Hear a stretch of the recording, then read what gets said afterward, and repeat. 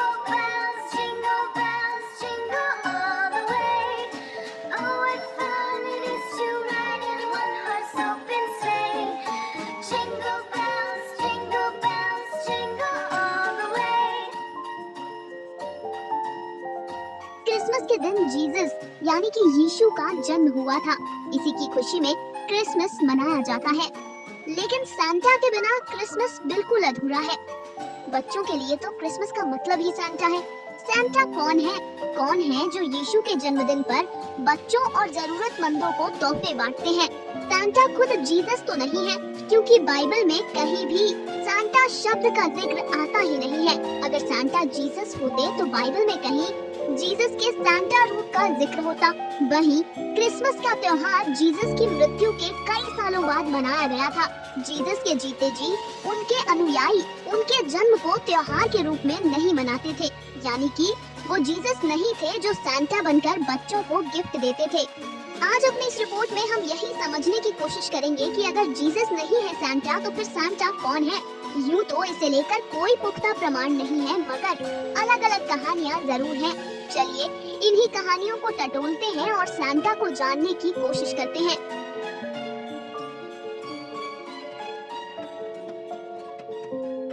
Santa को लेकर जो सबसे पहली कहानी बताई जाती है वो है सेंट निकोलस की। सेंट निकोलस का जन्म तीसरी सदी में जीसस की मृत्यु के 280 साल के बाद हुआ था। सेंट निकोलस के माता पिता का देहांत बचपन में ही हो गया था, जिसके बाद उन्होंने अपना जीवन मानव सेवा को अर्पित कर दिया। उन्हें लोगों की मदद करना काफी अच्छा लगता था। वो गरीब बच्चों को तोहफे दिया करते थे।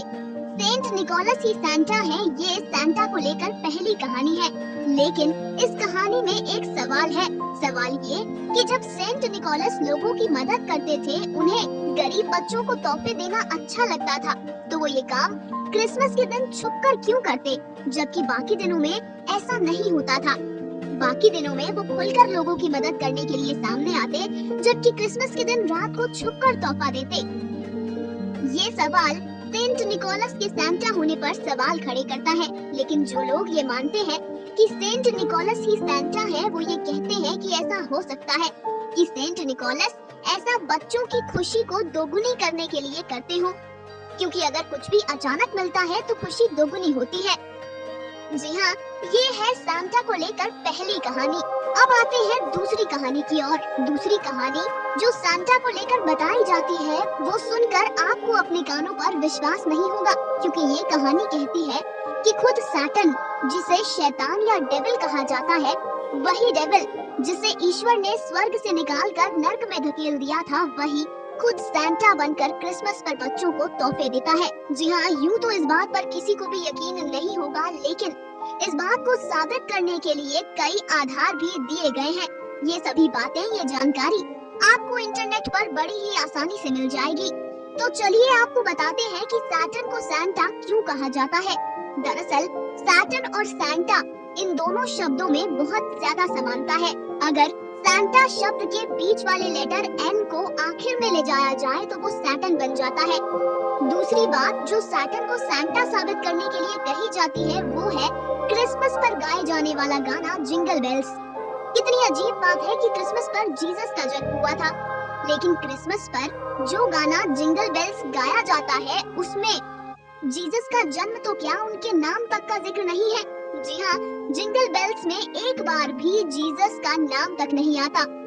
वहीं क्रिसमस पर लोग जीसस से नहीं बल्कि सांता से तोहफे मांगते हैं, उन्हें अपनी विशेस बताते हैं, और यही डेविल का उद्देश्य था कि लोग जीसस से प्रार्थनाएं ना करें। इस बात पर भी गौर कीजिए कि बाइबल में शैतान को ज्यादा जगह नहीं दी गई है और सांता का नाम भी बाइबल में कहीं नहीं आता। इसके अलावा शैतान को सांता साबित करने के लिए जो बात कही जाती है वो ये कि शैतान अंधेरे का राजा है और सांता भी आधी रात को अंधेरे में बच्चों के लिए तोहफे रख कर जाता है। वही जानकार ये भी मानते हैं कि तोहफे, पैसा, ये सब इंसान और बच्चों को लालची बनाती है, उन्हें मोक्ष से दूर करके लालच की ओर ले जाती है।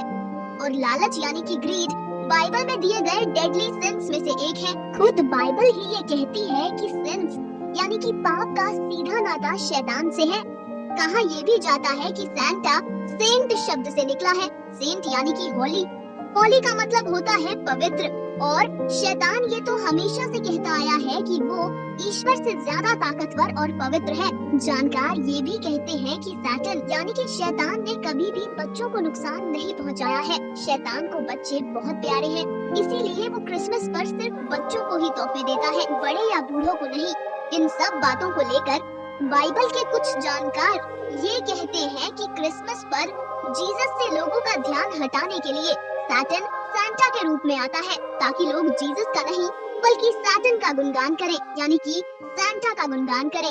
अगर वाकई ये सच है तो हम यहाँ ये जरूर कहेंगे कि सैटन अपने मकसद में पूरे तरीके से कामयाब भी हो गया है, क्योंकि अगर आज की जनरेशन से, आज के बच्चों से आप क्रिसमस का मतलब पूछेंगे तो वो आपसे कहेंगे कि क्रिसमस पर सांता अंकल आते हैं और तोहफे देते हैं। खैर, ये है सांता को लेकर दो सबसे प्रचलित कहानियाँ। पहली ये कहती है कि सेंट निकोलस सांता है और दूसरी ये कहती है कि सैटन सांता है। आपको किस कहानी पर विश्वास है ये आपकी मर्जी और आस्था पर निर्भर करता है। क्रिसमस और नए साल के अवसर पर आप सभी को हमारी तरफ से ढेर सारी शुभकामनाएं। स्वस्थ रहिए, सुखी रहिए, खुश रहिए।